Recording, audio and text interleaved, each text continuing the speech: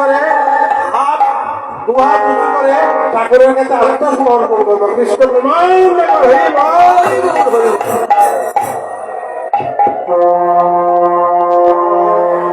এই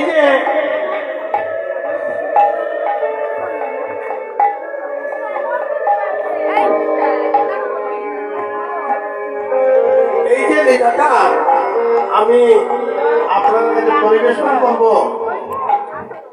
এই লীলা কারণ আমি আগেই বলেছি কলিযুগে হরের নাম হইব কেবল, হরিনাম ছাড়া আর কোন পূজা নেই। হরির নামে হরির পূজা, যেমন গঙ্গা জলে গঙ্গা পূজা, গঙ্গা জল দিয়ে গঙ্গার পূজা করা হয়, হরির নাম দিয়ে হরি পূজা। এই হরির নাম কিন্তু আমরা সবাই জানি, শুনেছি হরিনাম মহামন্ত্র। হরে কৃষ্ণ কৃষ্ণ কৃষ্ণ হরে হরে, হরে রাম রাম রাম হরে হরে। এই মন্ত্র তো আমাদের সব জানান না? শ্রীমান মহাপ্রভু ঘরে ঘরে বিতরণ করে দিয়েছে, আমরা কিন্তু সবাই জানি। আর এইটা হলো এই কলিযুগের একমাত্র ভজন, হরের নামই বলতে বলো। এখন প্রশ্ন আসতে পারে যে ষোড়শী হরিনাম মহামন্ত্র যখন এই যুগের ভজন, তাইলে এখানে লীলা কীর্তন করার প্রয়োজন আসতে পারে? আসে না? এই যে লীলা, এই লীলাটা হইল তারপর যুগে রাধা গোবিন্দের লীলা। তারপর যুগে রাধা গোবিন্দের লীলা হয়েছিল। কৃষ্ণ এবং রাধা, কেউ যদি মনে করেন যে কৃষ্ণ একজন পুরুষ ছিল আর রাধা একজন মহিলা ছিল, ওই যে আমাদের জাগতিক সংসারে আমরা করি কি স্বামী স্ত্রী না পুত্র পুত্রবধূ, তো আমাদের সংসার চলে, নায়ক নায়িকা। কিন্তু এই যে প্রেম, এই যে রাধা গোবিন্দের যে প্রেম, সেটা ছিল নিষ্কাম প্রেম। আর আমাদের জাগতিক সংসারে আমরা আমাদের যে প্রেম সত্য, এটা হলো সকাম প্রেম। যেমন আত্মৈন্য প্রীতিটা ধরে কাম নাম, কৃষ্ণৈন্য প্রীতিটা ধরে প্রেম নাম। এই যে রাধা গোবিন্দের যে লীলা, রাধা গোবিন্দের মিলন, গোবিন্দ একমাত্র পুরুষ। আর এই পৃথিবীতে আমরা যারা আছি সব নাই, কারণ তিনি জগৎপতি। ভগবান জগৎপতি না, জগৎ স্বামী না। আমাদের জাগতিক সংসারে প্রত্যেকের পরিবারে আছে, যেমন আমার স্ত্রীর স্বামী আমি, আমার পুত্রবধূর স্বামী আমার ছেলে, এইভাবে তো আমাদের সংসার নাকি? কিন্তু একমাত্র স্বামীকে, জগৎ স্বামী জগৎপতি অনাদি আদি গোবিন্দ স্বয়ং ভগবান, তিনি একমাত্র পুরুষ। আর সব আমরা প্রকৃতি, সব প্রকৃতি, সব আমরা নারী। আর এই যে রাধা গোবিন্দের মিলন হলো, রাধা গোবিন্দের মিলন হলো কোন পুরুষ আর নারীর মিলন না। কারণ গোবিন্দের আত্মা হলো পরমাত্মা, ভগবানের আত্মা পরমাত্মা, আর আমাদের আত্মা হলো জীবাত্মা। এই যে আমরা ধরি ভালো কাজ করি, সৎকর্ম করি, এগুলো করি কি জন্য? পরমাত্মার সাথে আমাদের আত্মার মিলন হয়, করি না? এই যে রাধারানী হলেন আমাদের এই প্রকৃতির প্রতিনিধি, রাধারানী প্রকৃতির স্বরূপের প্রতিনিধি। আমাদের সবার প্রতিনিধি হলেন এই রাধারানী জীবাত্মা। আর গোবিন্দের আত্মা ভগবানের আত্মা পরমাত্মা। এই যে জীবাত্মার সাথে যে পরমাত্মার মিলন, এইটাই হলো রাধা গোবিন্দের মিলন। কৃষ্ণ প্রেমানন্দে কাজেই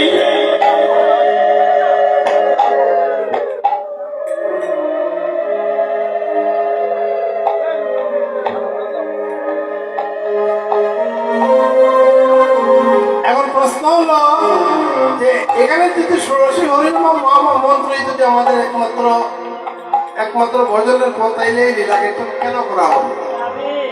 এই লীলা কীর্তন করার কারণ হলো তারপর যুগে রাধারানীর কাছে কৃষ্ণ ঋণী ছিলেন, প্রেমের ঋণ। কারণ গোবিন্দ নিজেই বলেছেন, রাধা আমার প্রেমের গুরু, মনোবাঞ্ছা করবো, প্রেমের গুরু। আর সেই ঋণ, এটা ব্যাখ্যা করলে অনেক সময় লাগবে, যাই হোক সময় কম। এই ঋণ পরিশোধ করার জন্য এই কলিযুগে দুই অঙ্গে এক অঙ্গ হয়, রাধা এবং কৃষ্ণের দ্বৈত রূপে আমার গোরা চাঁদ গ, গোবিন্দের গ আর রাধার রা, গোরা নাম ধারণ করে এই কলিযুগে অবতীর্ণ হয়েছেন কৃষ্ণ। এই যুগে অবতীর্ণ হয়ে সেই দাপরের যে রাধা, কোন সময় তিনি রাধা ভাবে বেগুন, কোন সময় কৃষ্ণ ভাবে বেগুন হয়ে দিবের ঘরে ঘরে সেই লীলাটা, সেই যে দাপর যুগের লীলাটা প্রকাশ করে। এই জন্য এই যুগে লীলা সংকীর্তন হয়। হরি বল, হরি বল। যাই হোক, সময় কম, এখানে আমি লীলাতে প্রবেশ করতে যাচ্ছি।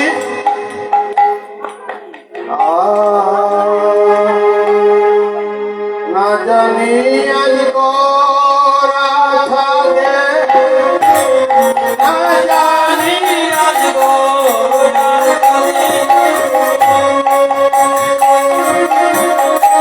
কি বাহন বলে, না জানি গোরা থাকে, কি বাহন বলে।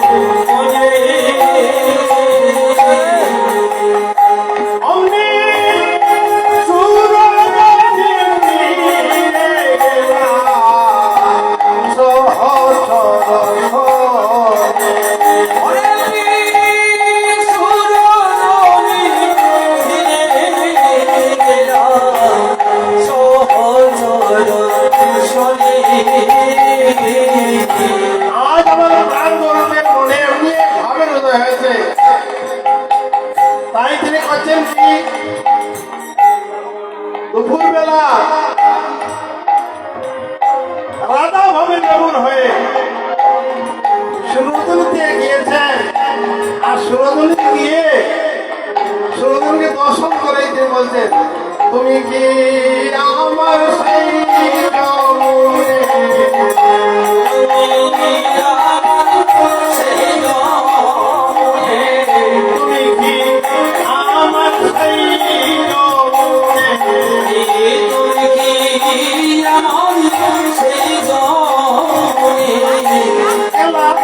খেলেছিলেন রাজ গোপীদের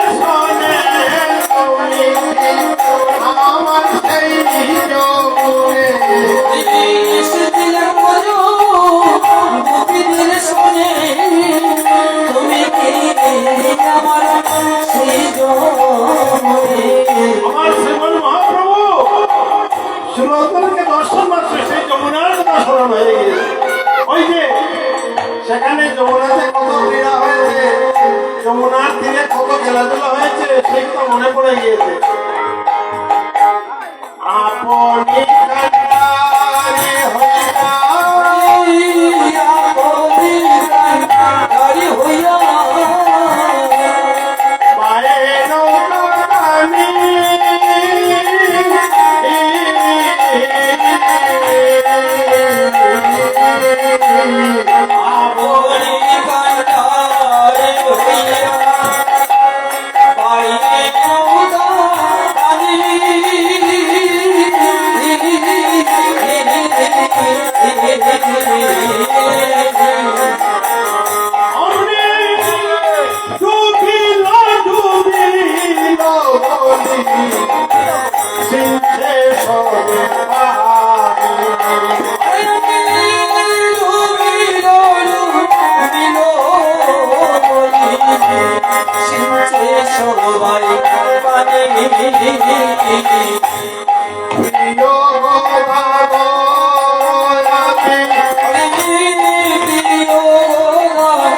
Oh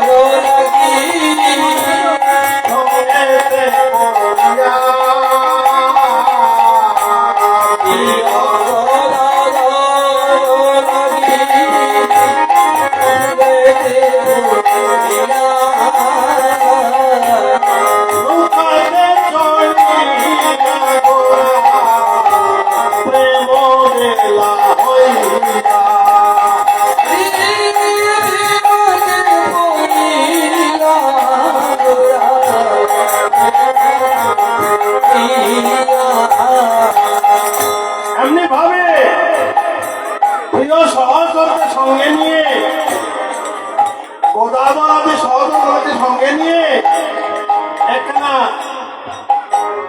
নৌকা তৈরি করে চিরতলী খেলা আরম্ভ করে দিয়েছেন।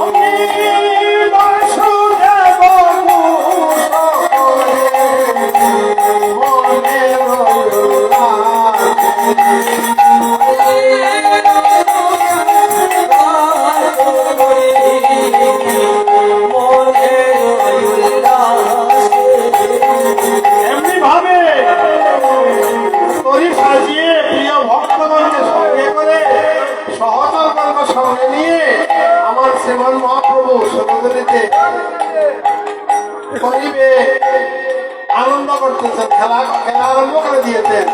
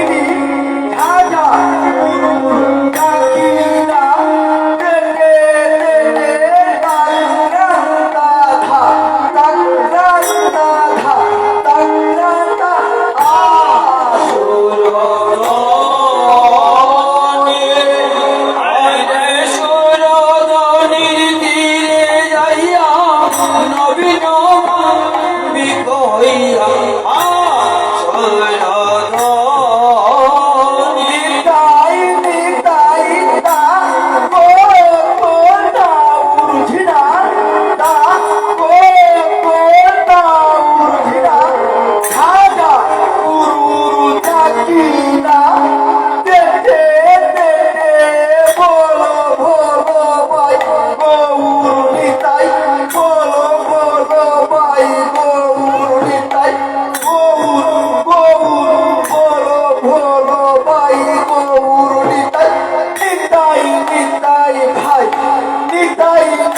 নিতাই ভাই নিতাই নিতাই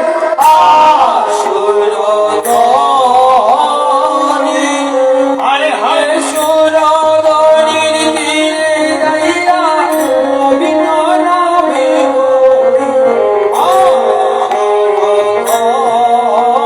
রাধে রাধে কে দুই তিন চার পাঁচ ছয় সাত আট নয় দশ 11 12 13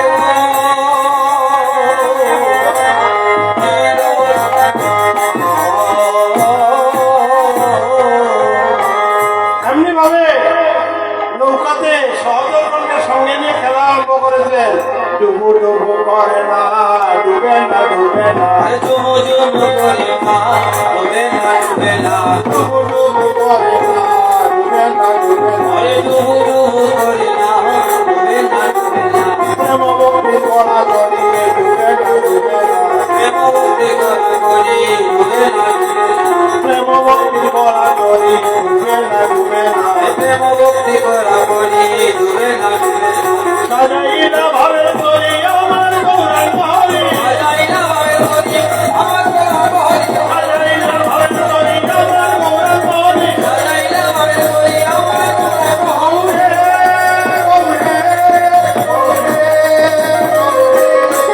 হরি বল হরি বল হরি বল হরি বল এমনি ভাবে সহচরগণকে সঙ্গে করে তরি সাজিয়ে অপরূপ খেলা আরম্ভ করেছেন মনের আনন্দে নদীবাসীদের ডাকতে আরম্ভ করেছেন আমার বহু সুন্দর তোরা কে যাবে রে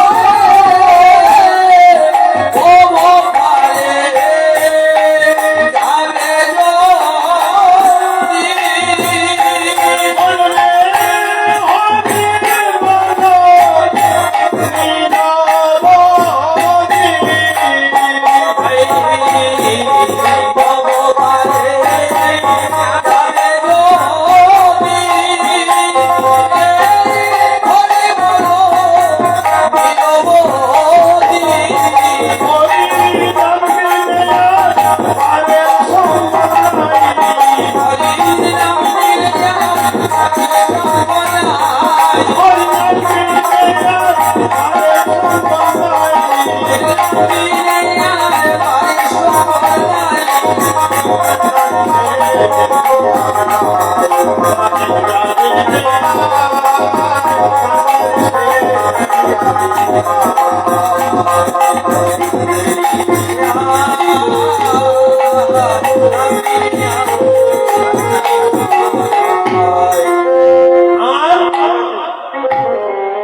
অন্যান্য সহচরগণ নদের পাশে ডাকতে আরম্ভ করেছেন। সংকীর্তন করিতে ববসিদ্ধ হইতে, সংকীর্তন করিতে ববসিদ্ধ হইতে,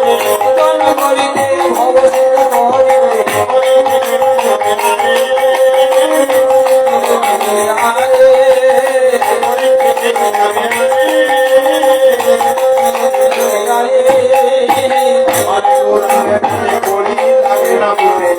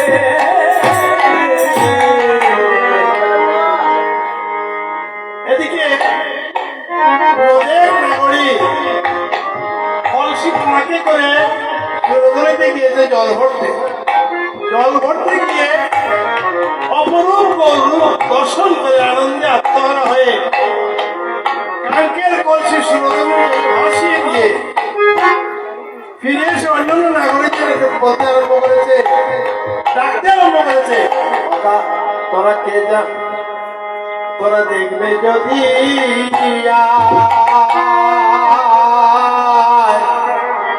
সোনার গৌরাঙ্গ আমার বয়ে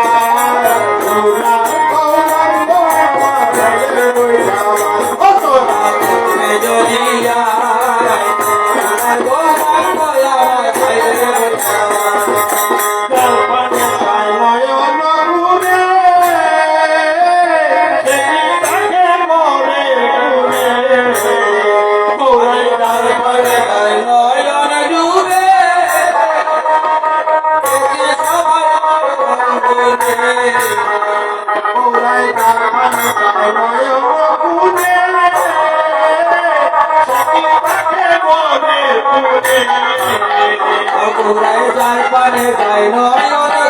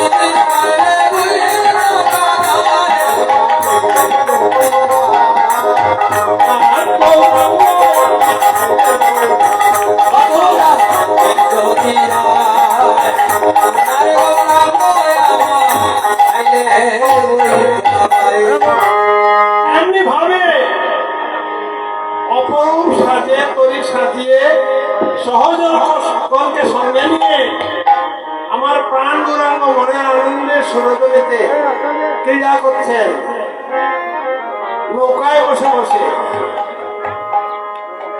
প্রজলীলা কীর্তন করতে হলে একটু গৌরঙ্গ লীলা প্রকাশ করতে হবে। এখন অন্যান্য নাগরিক লীলার পার্শ্ব থেকে মহাজন কথাবার্তা বলছে, নাগরি তুমি তো গর্ভে একবারে লেবুর হয়ে গিয়েছ, হ্যাঁ জানো কে সবার কিন্তু ভালো না ব্রজের মাখন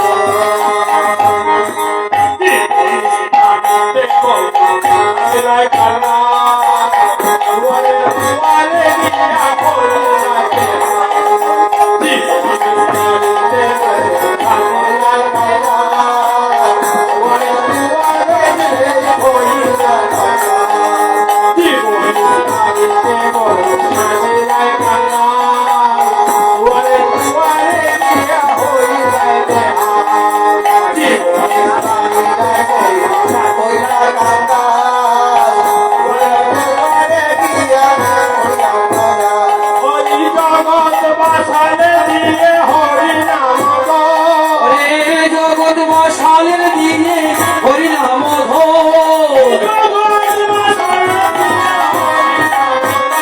ওরে জগৎ মশালের দিয়ে হরিনাম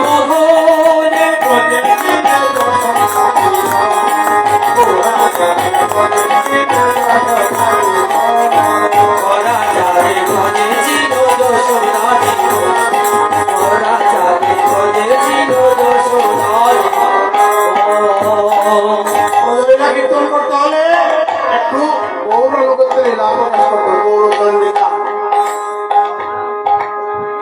গৌরচন্দ্রিকা কীর্তন করা হবে, সংক্ষিপ্ত হবে। এবার আমরা বৃন্দাবনে রওনা হব। বৃন্দাবনে যেতে হলে আমার সাথে সবাই একটু রাধারানীর জয় দেবে। রাধারানী কি রাধারানী কি রাধারানী কি। একদিন শ্রীরাম বৃন্দাবনে নন্দের নন্দন কৃষ্ণ গেলি অবস্থানে কালিন্দী তমুনা যমুনা তটে তোমার তরুয়া মূলে অপরূপ খেলা আরম্ভ করে দিয়েছেন।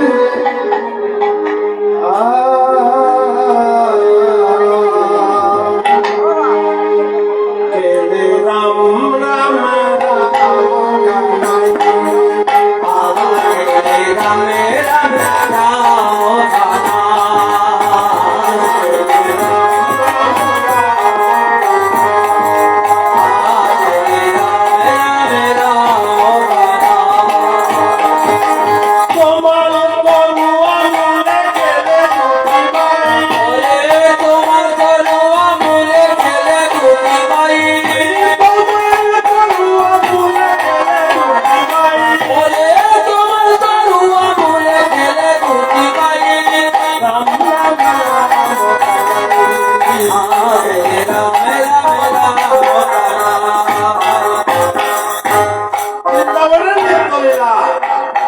প্রত্যেক দিনে এই কৃষ্ণলীলা হয়। কৃষ্ণ গোচারণে গিয়ে কালী অবসানে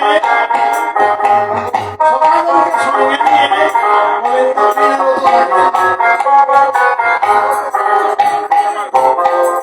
খেলাধুলা করতে গেলে দুটি পক্ষ অবলম্বন করতে হয়।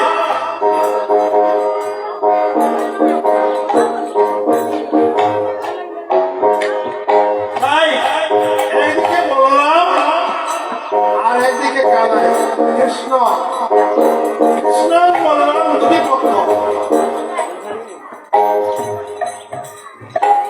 রাম কানাই দুই দিকে গেল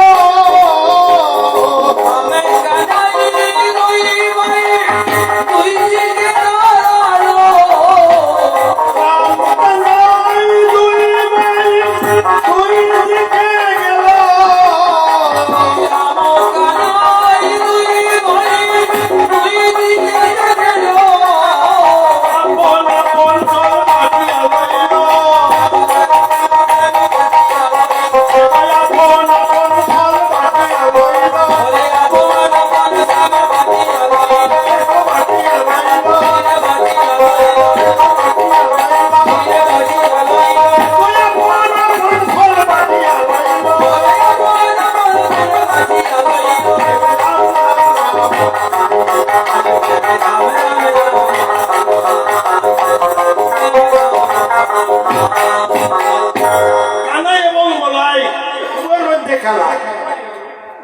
ওনাদের গোবিন্দ তাকে কি কেউ হারাতে পারবে? তিনি যদি নিজের স্বেচ্ছায় যদি তিনি হার না দেন, স্বেচ্ছায় হার না মানলে তাকে হারানোর সাধ্য কারণ নেই, ত্রিভুবনে কারণ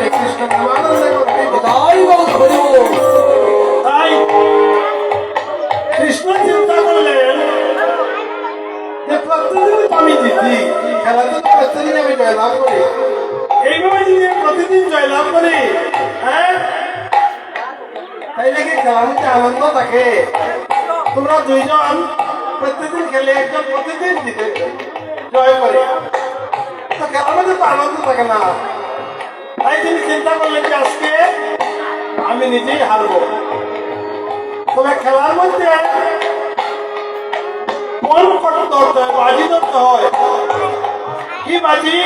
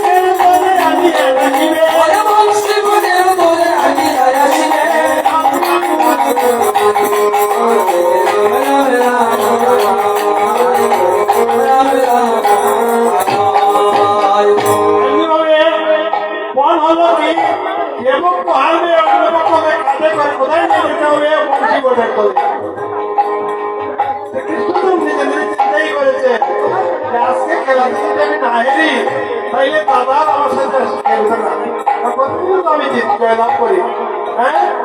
তাই তিনি নিজে হেরে গিয়েছেন। হেরে গিয়ে অপর পক্ষ বলরামের পক্ষ কাছে নিয়ে বংশী বলে আমি রাখিল, বংশী বলে আমি রাখিল, বংশী বলে বংশী বলে আমি রাখিল,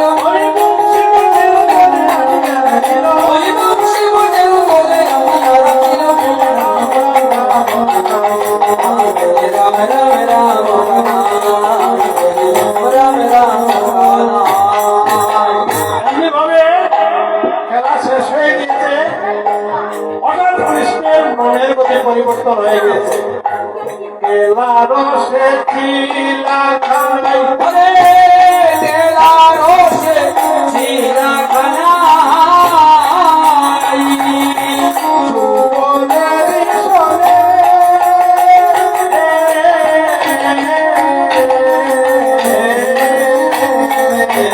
রসে চিলা খানাই, সুবলের সনে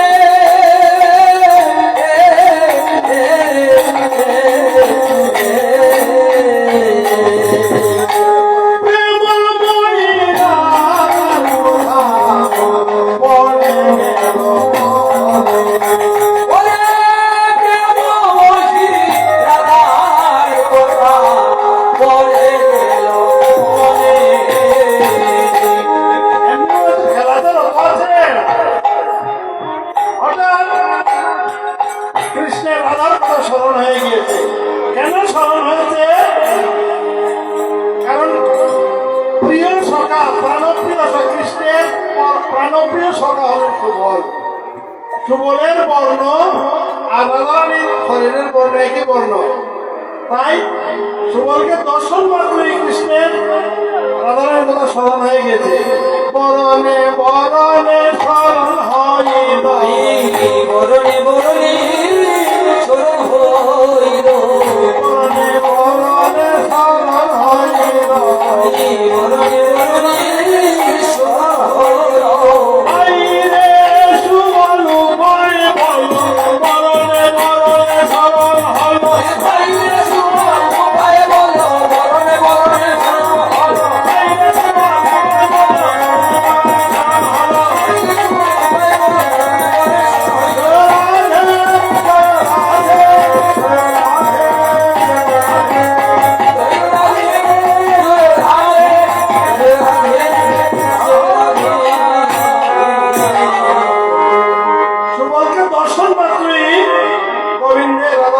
স্মরণ হয়ে গিয়েছে। অমনি তিনি কাকুতি বিরতি আরম্ভ করেছেন। সুবলকে বলতেছেন, ভাই রে সুবল, প্রেমময়ের জন্য আমার যে প্রাণ কি করছে তা তোমাকে ভাষায় বর্ণনা করতে পারবো না। তা তুমি তো আমার মরণই সখা, তুমি যারা আমার মনের দুঃখ আর কেউ বুঝবে না। রাধায় আমার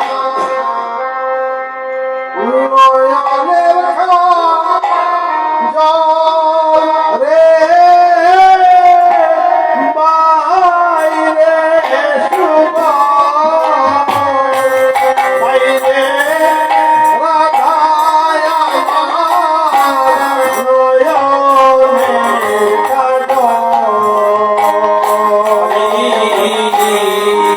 রাধায় আমার নয়নের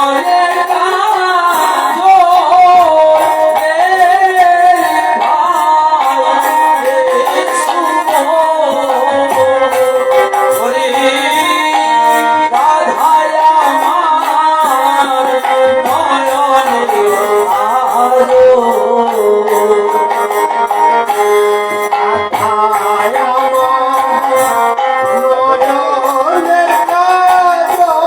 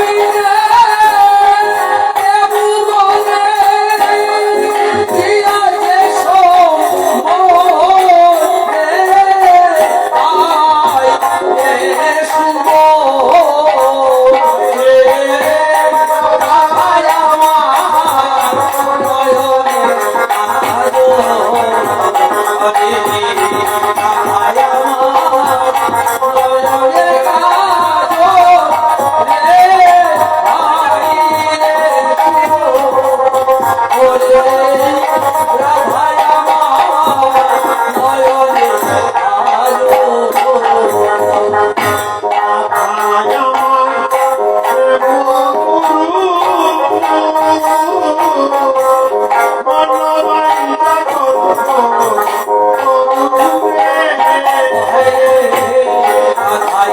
কাজল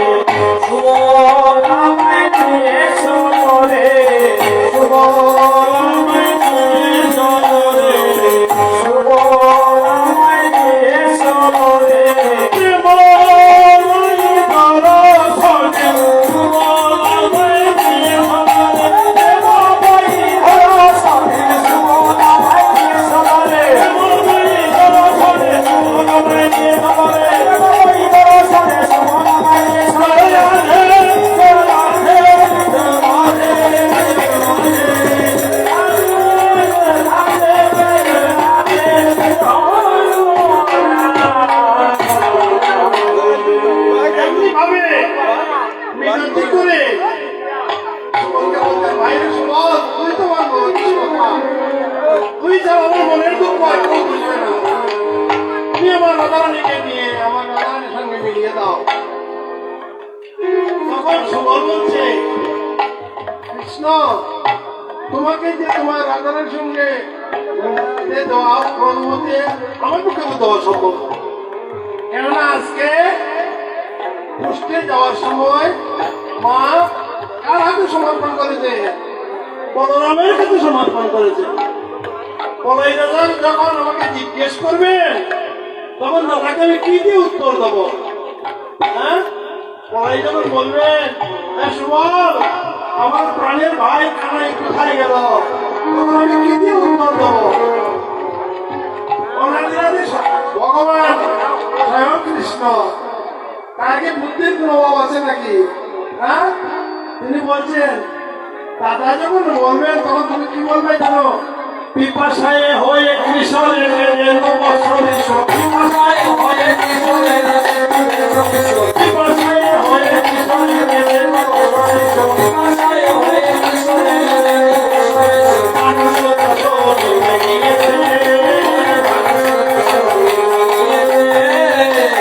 দাদা যখন বলবে বাইরে আমার ভাই কৃষ্ণ কোথায় গেল সুবল, তখন দাদাকে কি বলবে জানো?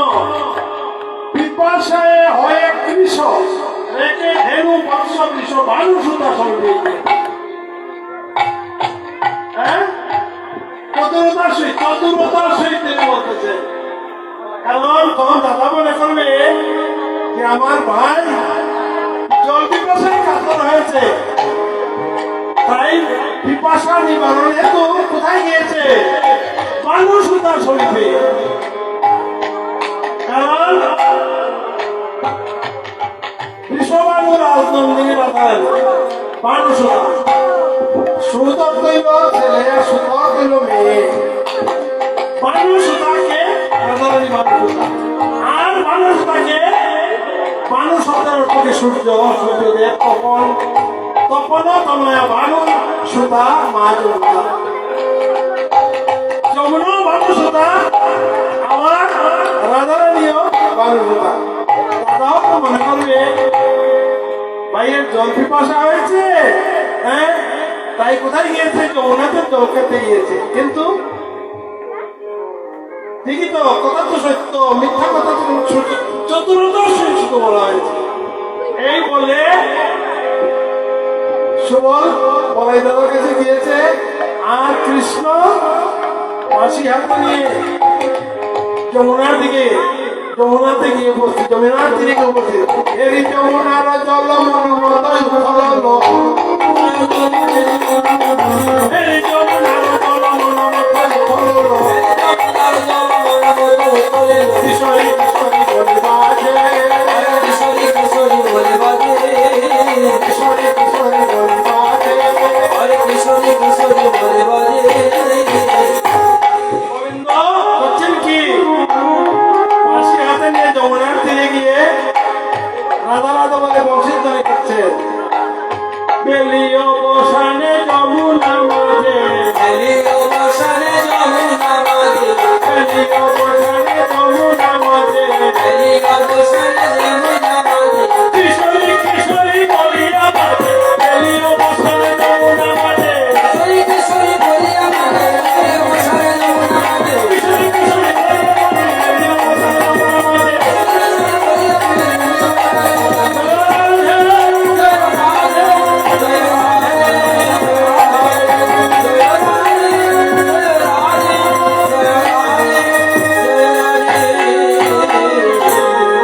এমনি ভাবে যমুনাকে দর্শন মাত্রই কৃষ্ণের সেই পূর্বের শপথের কথা মনে পড়ে গিয়েছে। কোন শপথ? একদিন যেদিন কৃষ্ণ কংসের কারাগারে ভাদ্র মাসের কৃষ্ণপক্ষের অষ্টমী তিথিতে কংসের কারাগারে মা দেবকীর উদর থেকে প্রবিষ্ট হয়েছিলেন। কংস তো দেবকীকে বসুদেব এবং দেবকী কারাগারে আটক রেখেছিল। একে একে 6টি সন্তান প্রসব হয়েছে, আর পাথরে আছাড় মেরে সবগুলাকে নিধন করে কংস। সপ্তম গল্প সংকর্ষণ হয়ে রোহিণীর গল্পে চলে গিয়েছে ওই যে বলরাম। হ্যাঁ, আর অষ্টম অনাদিরাদি গোবিন্দ স্বয়ং কৃষ্ণ। কৃষ্ণপক্ষে ভাদ্র মাসের কৃষ্ণপক্ষের অষ্টমী তিথি ঝড় ঝঞ্ঝা মহাপ্রলয় আচ্ছন্ন পৃথিবী। এমনি সময়ে বসুদেবের ফুল আলো করে চতুর্ভুজ নারায়ণ জন্ম করে কৃষ্ণ প্রেমানন্দে একবার মা দেবকী চতুর্ভুজ নারায়ণ করতে দেখে কাঁদতে আরম্ভ করেছেন, হে ঈশ্বর, এ তুমি কি দর্শন করালে? কিছুক্ষণ পরেই তো আমাকে মাতৃহারা করবে। কংস কিছুক্ষণ পরেই এসে আমাকে মাতৃহারা করবে। তখন হঠাৎ যুগমানি হলো, যুগমায়া বলছে, হে বসুদেব, এই সদ্যজাত শিশুকে বৃন্দাবন নিয়ে যাও। নন্দগিরি মা যশোদার উদর থেকে এখনই একটি কন্যা সন্তান জন্মগ্রহণ করেছে, তিনি অচৈতন্য অবস্থায় আছেন। এই শিশুপুত্রকে নিয়ে তুমি সেখানে এসে সেই কন্যা সন্তানকে নিয়ে আসবে। যেই কথা সেই কাজ। বসুদেব শিশুপুত্রকে তুলে নিয়ে শব্দ তারের পাশে যেতেই দাঁত খুলে গিয়েছে। সবই গোবিন্দ লীলা, ঈশ্বরের লীলা। আর দেখছেন শত শত পাইক প্রহরী সবাই নিদ্রায় মুখ্যমান। এইভাবে শব্দ তার পেরিয়ে কারাগারের বাইরে এসে দেখেন মহাপ্রলয়, ঝড় ঝঞ্ঝা, অনন্তনাথ তার অদ্ভুত বিস্তার করে সদ্যজাত ছত্র ধারণ করে সদ্যজাত শিশুকে ঝড় ঝঞ্ঝা থেকে রক্ষা করছে। আর এমনি বসুদেব এমনি অবস্থায় হয়েছে। যমুনার তীরে গিয়ে দেখে উত্থান তরঙ্গিতা যমুনা নদী। কি করবে বসুদেব কাঁদতে, হে প্রভু এখন কি করবো? হঠাৎ চেয়েছে দেখেন একটা শ্রীকালিনী হেঁটে হেঁটে যমুনা পার হচ্ছে। এই শ্রীকালীকে ওই যে যোগমায়া মহামায়া পূর্ণমাসী হেঁটে হেঁটে যমুনা পার হচ্ছে। বসুদেব চিন্তা করলেন, একটা শ্রীকাল যখন যমুনা হেঁটে হেঁটে পার করে আমি পারবো না কেন? অমনি গোবিন্দকে স্মরণ করে হেঁটে হেঁটে যেমনি মধ্য যমুনা এসেছে, অমনি গোবিন্দের চিন্তা হলো যে আমি তো সহ্য যাত, হ্যাঁ, একটু যমুনার জলে স্নান করে নেই। অমনি বসুদেবের হাত থেকে যমুনায় পড়ে গিয়েছে স্নান করার জন্য।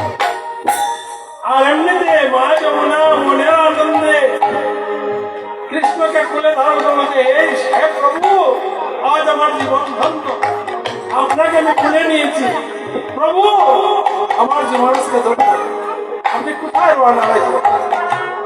মা গো, আমি যাচ্ছি নন্দালয়ে। আমার তো চতুর্ভুজ, সেখানে আমি নরদ ধারণ করে গোপীদের সঙ্গে ক্রীড়া করব। মা গো, আমার দুটো হাত তোমার কাছে আমি রেখে গেলাম। প্রভু, আপনার মনোবাসনা পূর্ণ করতে আমার কোনো দ্বিধা নেই, তবে আমি কি জন্ম জন্মান্তর এই দুটো হাত আমি প্রহরা দেব? আপনি কি গোপীদের সঙ্গে ক্রীড়া করবেন? তার দর্শন করার সাল আল্লাহ কি আমার নাই? আমার কি সেই মনোবাসনা পূর্ণ হবে না? সেদিন গোবিন্দ কথা দিয়েছে, মা তোমার মনোবাসনা তাই যমুনাকে দর্শন মাত্রই কৃষ্ণের সেই মনোবাসনা কথা স্মরণ হয়ে গিয়েছে। আজ কৃষ্ণ যমুনাতে কি করবে? সখীদের নিয়ে, রাধারানীকে নিয়ে খেলা করবে, ক্রীড়া করবে। এখন যমুনাতে খেলাধুলা করতে গেলে তো একখানা নৌকার প্রয়োজন। নৌকা চালাতে হবে না? অমনি গোবিন্দ চিন্তা করলেন যে একমাত্র যুগমায়া মহামায়া পূর্ণমাসী ছাড়া আমার মনোবাসনা কেউ পূর্ণ করতে পারবে না। আমি ডাকতে আরম্ভ করেছেন, পূর্ণমাসী আমায় দেখে যাগো, পূর্ণমাসী আমায় দেখে যাগো, পূর্ণমাসী আমায় দেখে যাগো, পূর্ণমাসী আমায় দেখে যাগো। আমি ঘুরবি বলে বলে ডাকি, পূর্ণমাসী আমায় দেখে যাগো। আমি ঘুরবি বলে বলে ডাকি, পূর্ণমাসী আমায় দেখে যাগো। আমি ডাক্তার বলতে মা পূর্ণমাসী, কারণ তুমি তো যুগমায়া মহামায়া রাধাকৃষ্ণের লীলার সাহায্যকারী এবং পূর্ণমাসী যুগমায়া মহামায়া ছাড়া আমার মনোবাসনা কেউ পূর্ণ করতে পারবে না। অমনি পূর্ণমাসীকে ডাকতে আরম্ভ করেছেন, ডাকুনিয়া পূর্ণমাসী, শুনিয়া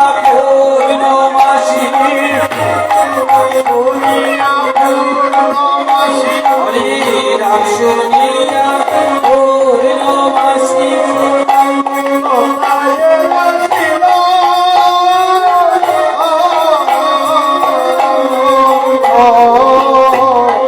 শুনিয়া পূর্ণমাসী, কপালে ছিল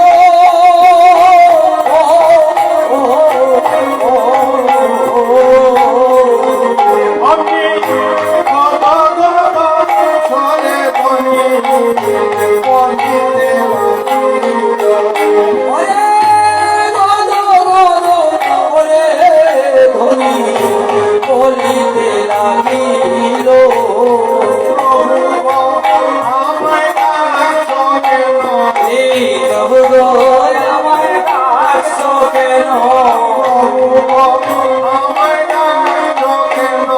প্রভু গো আমায় ডাকছো কেন, ডাক শুনিয়া রহিতে নারী, প্রভু গো, আমায় ডাকছো কেন? ডাক শুনিয়া রইতে রাজি, প্রভু গো আমায় ডাকছো কেন। গোবিন্দের সামনে যুগমায়া মহামায়া পূর্ণমাসী জোড়া করল, প্রভু আপনি আমার জীবনের ধন্য, আপনি আমাকে স্মরণ করেছেন কেন? প্রভু কি জন্য আমাকে স্মরণ করেছেন? মা গয় আমার করি নাই, আগয় আমার করি নাই, মা গয় আমার করি নাই, মা গয় আমার করি নাই, করি করে দাও গয় আমায়, মা গয় আমার করি নাই। করি করে দাও গয় আমায়, মা গয় আমার করি নাই। মাগো, আমার একখানা তরির প্রয়োজন, তোমাকে তুমি ছাড়া আমার মনোবাসনা কেউ পূর্ণ করতে পারবে না। যুগমায়া মহামায়া পূর্ণমাসী বলছে, প্রভু আপনার মনোবাসনা পূর্ণ করতে গিয়ে যদি আমাদের নষ্ট দেহ বিসর্জন দিতে হয় তাতেও আমার চিন্তা নেই।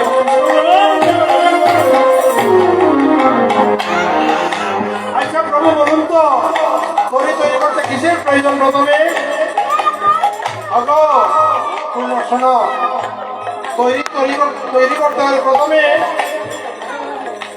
পুরা দুটো কলুই আর দাঁড়ার প্রয়োজন। সেই দাঁড়া মানে কি? ওই যে আমাদের শরীরের মেরুদণ্ড আছে না, মেরুদণ্ড যদি নষ্ট হয়ে যায় আমরা জয় করতে পারবো না। ঠিক তদ্রুপ নৌকার যে গলুই থেকে আরেক গলুই পর্যন্ত যে একটা ইয়ে থাকে ওইটাকে দাঁড়া বলে, হ্যাঁ ওই দাঁড়ার উপরে নৌকাকে দাঁড় করাতে হবে। আচ্ছা প্রভু আমি দুটো গলাই দিচ্ছি, বেগ বৈরাগ্য দিবে, বেগ বৈরাগ্য দিবে, গলাই করিব,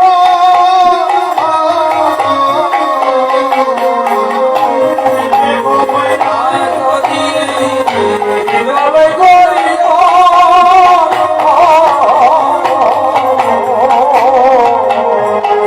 ধৈর্যকে দাঁড়া ধরে, দাঁড়া ধরে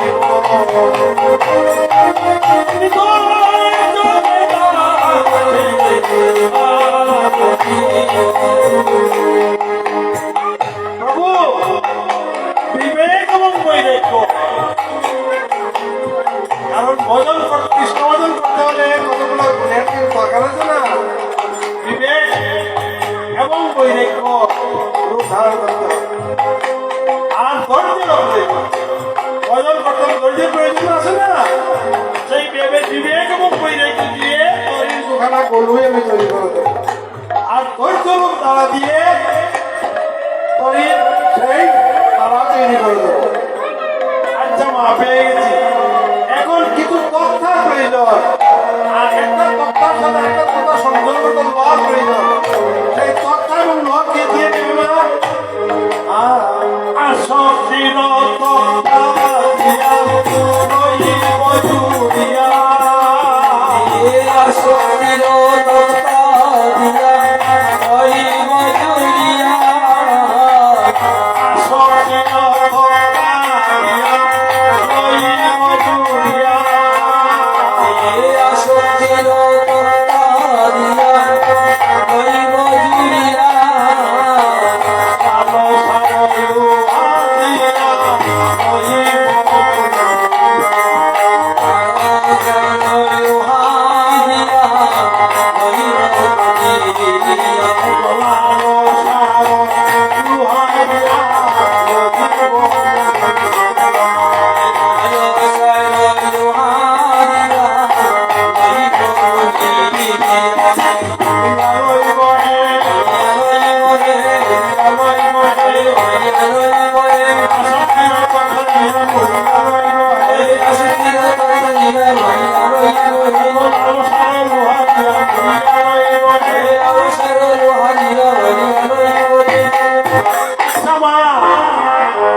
কথা এবং ল পেয়ে গেলাম।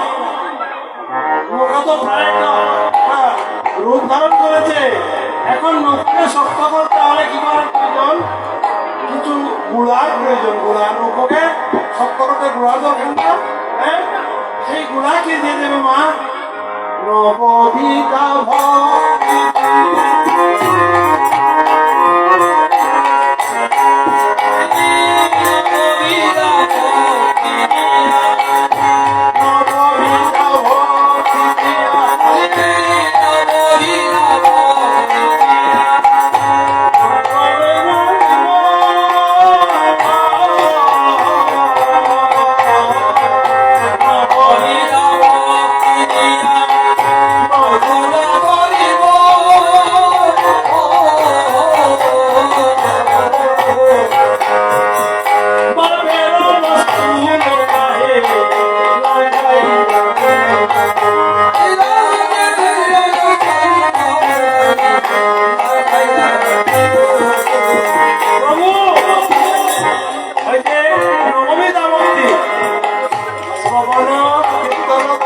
নববিকা ভক্তি ভক্তি আছে না, সেই নবমীটা ভক্তি দিয়ে শরীর নয়টা গুড়া লাগিয়ে দেবো।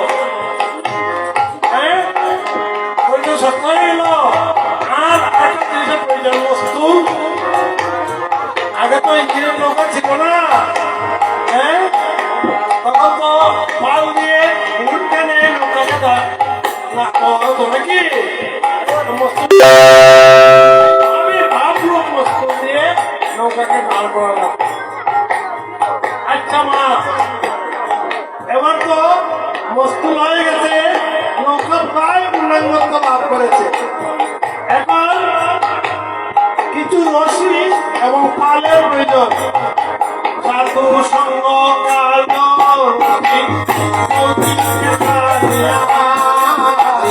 সাধু সঙ্গ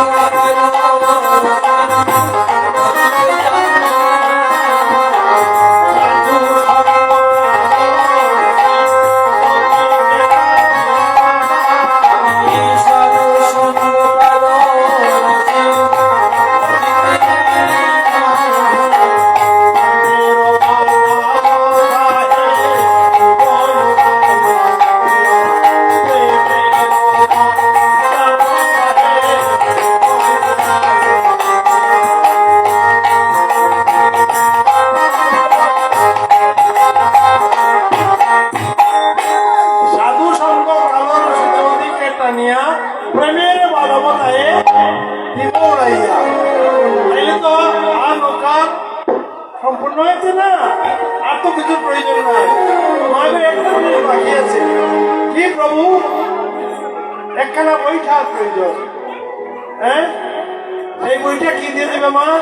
তখন যোগমায়া মহামায়া পূর্ণমাসী বলছে, আমার মনকে করব হাইরে বইটা, মনকে করব হাইরে বইটা, মনকে করব হাইরে বইটা, মনকে করব হাইরে বইটা, থাকবে ছায়া কোনো নেতা, মনকে করব হাইরে বইটা,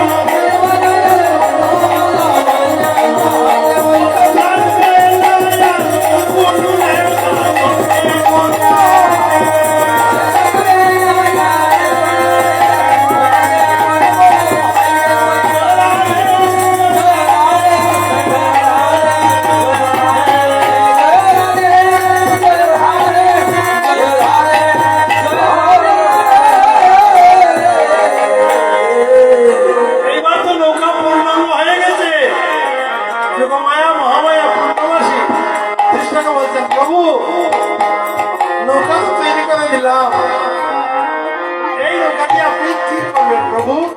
ও, তোমাকে তো না বললেই হবে না গো, তুমি তো আমার লীলা সাহায্য করেনি।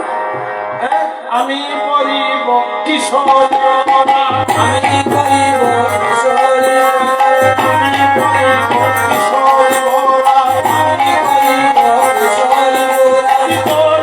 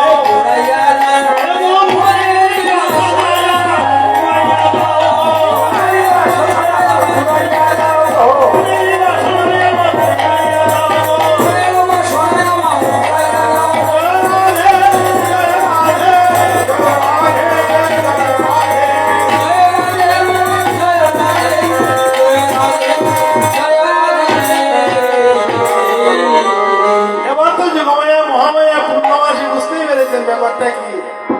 তিনি তো সব কৃষ্ণ লীলা, রাধা গোবিন্দ লীলা সাহিত্য করেনি মা যোগমায়া মহামায়া।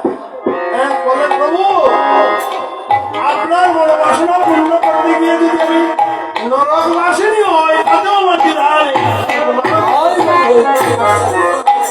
অমনি যোগমায়া মহামায়া পূর্ণবাসী পড়াইগুলি রূপ ধারণ করে বৃন্দাবনে বলে জটিলা এবং কুটিলার বাড়ির পাশে গিয়ে উচ্চ স্বরে ডাকতে আরম্ভ করেছে, জটিলা কুটিলা, জটিলা কুটিলা, জটিলা কুটিলা,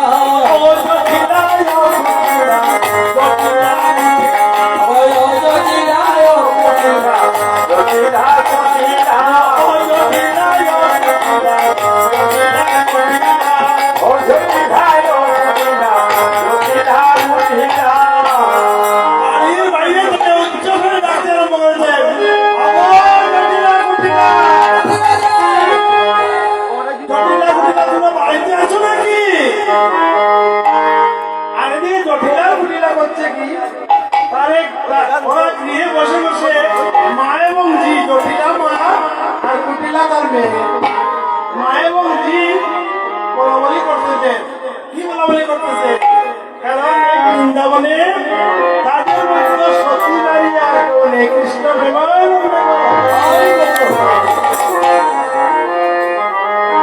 মহামায়া তো জানেন, তিনি তো জানতে পারতেছেন কি তারা লাভ করতেছে। উচ্চস্বরে জটিলা কুটিলার ডাক শুনে জটিলা কুটিলাকে বলতে, দেখো মা, এত বড় সাহস আমাদের নন্দনকে ডাকে, কারণ তাদের মধ্যে গর্ব ছিল তাদের মতো সতী নারী আর কেউ।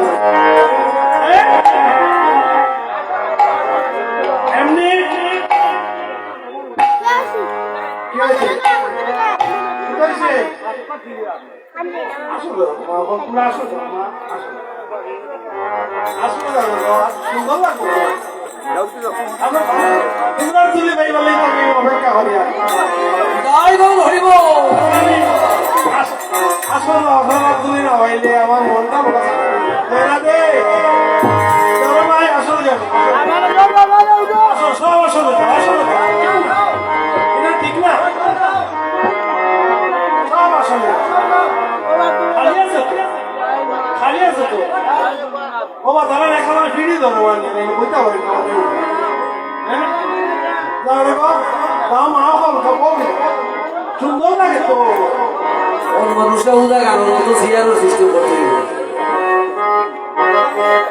এদিকে উচ্চ স্বরে জটিলা এবং জটিলাকে ডাকতে আরম্ভ করেছে কুটিলা বাইরে বেরিয়ে দেখে পড়াই বুড়ি মা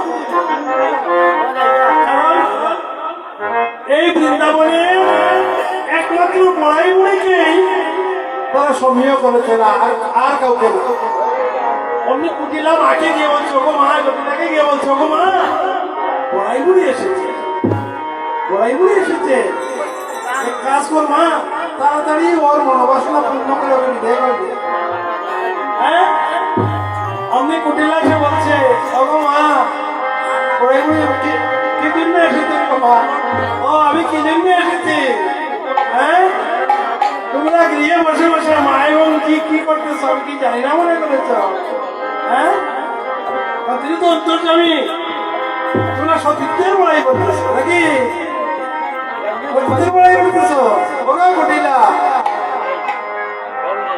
তোমার বাবা আছে না গো তিনি তো বহুদিন হয় স্বর্গে গমন করেছে ও তোমার বাবা নেই তাই তোমার মা সত্যি ওগো জটিলা ওগো কুটিলা আছে তোমার স্বামী আছে না গো না কিন্তু তো অনেকদিন হয় ইহদাম ত্যাগ করে পরদামে গমন করতে কৃষ্ণ প্রেমানন্দ ও তোমার বাবা নেই তাই তোমার মা সতী আর তোমার স্বামী নেই তাই তুমি সতী প্রতি মরা সতী গো মরা সতী গো মরা সতী গো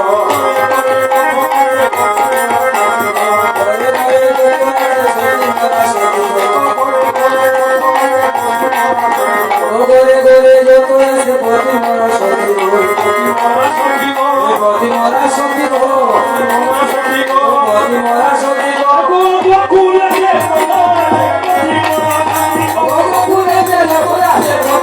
সতী গো পতি মরা সতী গো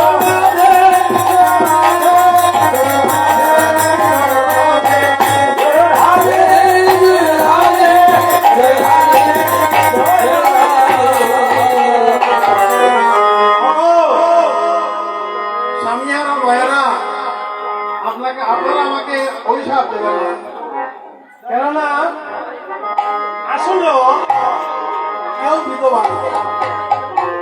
কারণ জাগতিক সংসারে হ্যাঁ যেমন আমার স্ত্রীর স্বামী বা পতি আমার ছেলের বউয়ের প্রতি আমার ছেলে এগুলো তো আমাদের সংসার চলে না কিন্তু একজন কে আছে জগৎপতি জগৎ স্বামী ভগবান মস্তকের উপরে সবার আছেন না আমার ছেলেরও স্বামী ছেলের বধুরও স্বামী আমার স্ত্রীরও স্বামী আমাদের সকলের স্বামী কৃষ্ণ ভগবান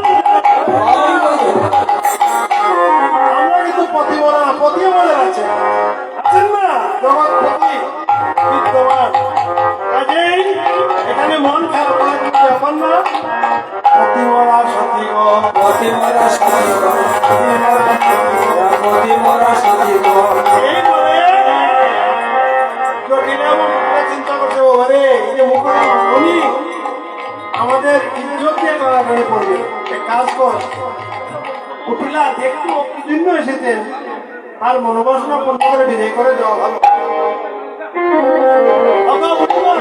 আপনি কি জন্য এসেছেন গো আমি এসেছি তোমাদের বিয়ের যে বধূ এই বধূকে নিয়ে নদী দুগ্ধ নিয়ে মথুরা হাটে বিক্রি করতে নিয়ে যাব। কৃষ্ণ প্রেমানন্দে কর। কারণ গুরুদের একটা প্রথা আছে, জসমিন দেশের যত আচার আমাদের দেশে আছে না, এই যে মানবী করা হয়, তারপরে আত্মীয়স্থান অধিবাস ইত্যাদি ইত্যাদি, বিবাহ, বার্ষিক বিবাহ, চতুর্থ মঙ্গল, এরপরে কি হস্তগ্রহণ নাকি ঘাট স্নান ইত্যাদি আছে না আচার। গুরুদের একটা আচার হলো তাদের বধূদের কুলীন করতে হলে মথুরার হাটে দধি দুগ্ধ বিক্রি করতে হবে। কৃষ্ণ প্রেমানন্দে। কিন্তু